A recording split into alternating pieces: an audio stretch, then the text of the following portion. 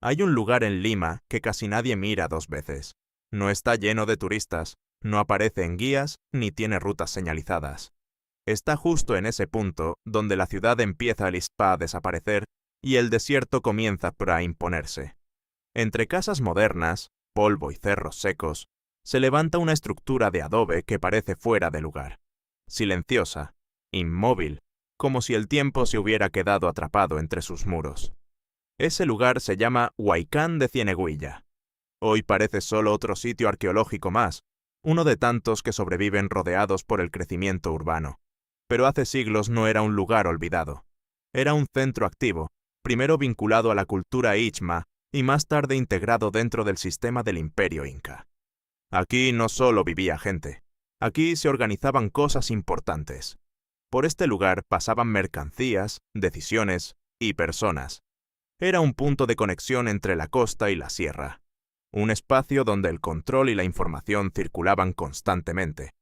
En 2011, un equipo de arqueólogos decidió intervenir una zona concreta del sitio, un sector conocido como el Conjunto H, dentro del área asociada al período Inca.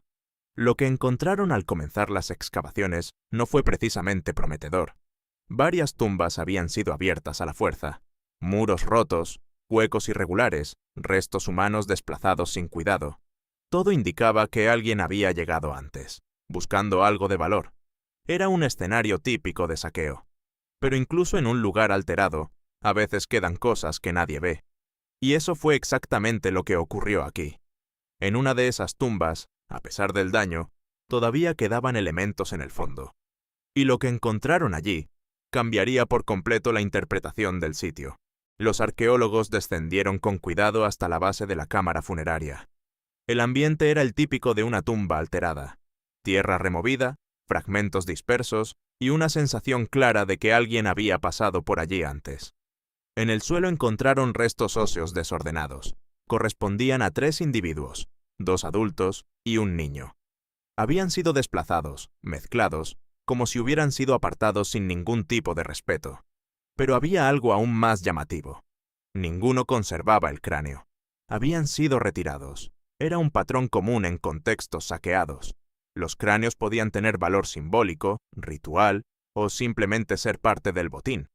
Pero lo realmente importante no era lo que faltaba, era lo que había quedado. Entre los restos comenzaron a aparecer objetos que no habían sido tocados. Un vaso de madera cuidadosamente trabajado, conchas de espondylus, un material muy valorado en el mundo andino, herramientas relacionadas con el tejido y pequeños recipientes. No eran objetos comunes, eran elementos que indicaban cierto estatus. Pero debajo de todo eso, casi oculto, había algo diferente. Un fragmento de fardo funerario, un paquete textil antiguo, deteriorado, aplastado por el peso del tiempo. Durante el proceso de limpieza, uno de los miembros del equipo notó algo que sobresalía entre las capas de tela. No eran huesos, no era fibra vegetal, eran cuerdas, cuerdas con nudos. En ese momento, la interpretación fue inmediata. Un quipu. Pero cuando comenzaron a abrir el paquete con cuidado, quedó claro que lo que tenían delante no era algo tan simple. Lo que había adentro era mucho más complejo. Cuando el fardo se abrió completamente, la escena cambió por completo. No había un solo objeto en su interior, sino una serie de elementos organizados en capas, textiles, rellenos, pequeños restos vegetales y piezas cuidadosamente colocadas unas sobre otras. No parecía un conjunto abandonado, parecía algo guardado. Y en el nivel más profundo, casi como si estuviera protegido por todo lo demás, apareció lo más importante. Un conjunto de quipus, varios, enrollados, agrupados, dispuestos de forma ordenada, como si fueran documentos almacenados. No era un objeto aislado, era una colección. Los arqueólogos comenzaron a analizarlos con más detalle. Identificaron más de 20 cordones principales, algunos conectados entre sí, formando estructuras más complejas. Aquello no era simbólico, no era decorativo, era funcional, era información. Y en ese momento, la interpretación empezó a cambiar. Porque un quipu por sí solo ya es relevante. Pero un conjunto de quipus, organizado, guardado dentro de un fardo, dentro de una tumba, eso apunta a algo mucho más específico. todo el contexto empezó a encajar. Los objetos encontrados, la ubicación dentro del sitio, la forma en la que todo estaba dispuesto. Nada parecía casual, y eso llevó a una idea bastante clara. La persona enterrada allí no era alguien cualquiera. Era alguien que trabajaba con esos quipus, alguien que los usaba, alguien que los entendía. Y eso abre una posibilidad muy concreta. Podría tratarse de un quipucamayok. Un quipucamayok no era una persona cualquiera dentro del mundo inca. Era alguien especializado en manejar información, en registrar datos, en organizar cifras y controlar recursos. Algo así como un contador, pero dentro de un sistema mucho más complejo que el que imaginamos hoy. Porque un quipu no es simplemente una cuerda con nudos. Es una estructura donde cada detalle importa. La posición del nudo, el tipo, el color de la cuerda, la forma en la que se conectan entre sí, todo eso puede codificar información, y no solo números, sino también categorías, grupos de personas, productos o incluso relaciones entre datos. Durante mucho tiempo se ha dicho que los quipus servían solo para contar, pero cada vez hay más investigadores que creen que podían contener algo más, quizás referencias a nombres, lugares o incluso elementos narrativos, aunque eso todavía no se puede confirmar del todo. Y aquí es donde este hallazgo se vuelve especialmente importante, porque la mayoría de quipus que existen hoy no tienen contexto. Fueron sacados de tumbas, vendidos o separados de su entorno original, lo que hace mucho más difícil interpretarlos correctamente. Pero en este caso no.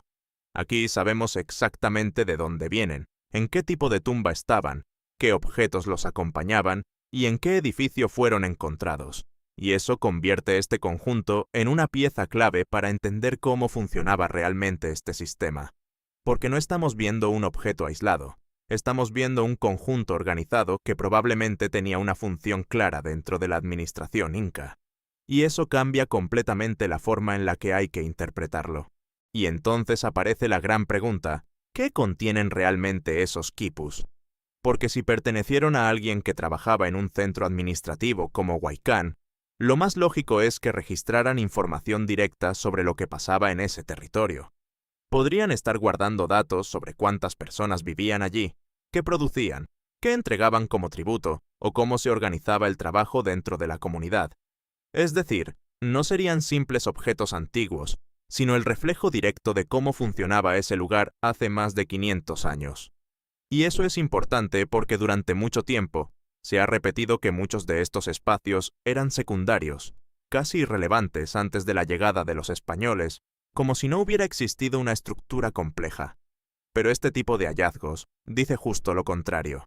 Aquí había organización, había control, había especialistas y había un sistema funcionando. Esto no era un lugar aislado, era parte de una red mucho más grande conectada con otros centros, con rutas, con decisiones y con el propio funcionamiento del imperio. Y si esos quipus realmente contienen esa información, entonces no estamos hablando solo de arqueología, estamos hablando de registros directos del pasado. Datos reales, información sin intermediarios.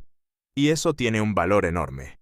Y lo más inquietante de todo es que, a día de hoy, ese contenido sigue siendo en gran parte inaccesible, porque sabemos que esos quipus guardan información, sabemos que no están ahí por casualidad, y sabemos que formaban parte de un conjunto organizado. Pero todavía no podemos leerlos completamente. No podemos coger uno y decir exactamente qué significa cada nudo, cada cuerda o cada combinación, y eso deja todo en un punto muy curioso, porque estamos frente a un archivo del pasado que existe físicamente, pero que aún no podemos descifrar del todo. Sin embargo, cada avance en el estudio de los quipus nos acerca un poco más a entenderlos, y en el caso de Huaycán, el hecho de que todo esté tan bien documentado hace que este conjunto sea especialmente valioso, porque no es un objeto aislado, es un archivo dentro de una tumba, dentro de un edificio, dentro de un sistema completo. Y si algún día conseguimos interpretar ese lenguaje con precisión, no solo entenderemos mejor ese lugar, sino que podríamos acceder directamente a la forma en la que ese mundo organizaba su realidad, sin traducciones externas, sin reinterpretaciones y sin filtros, solo datos, solo estructura, solo información. Y eso podría cambiar muchas cosas, porque no estaríamos reconstruyendo la historia desde fuera, sino escuchándola desde dentro. Así que la pregunta final es inevitable. Si pudieras leer ese archivo completo, ¿qué te gustaría descubrir? ¿Las cifras reales de cómo funcionaba ese lugar, los nombres de quienes lo controlaban, o la prueba de que la historia que conocemos está incompleta? Porque a veces lo más importante no es lo que encontramos, sino lo que todavía no sabemos leer. Huaycán de Cieneguilla.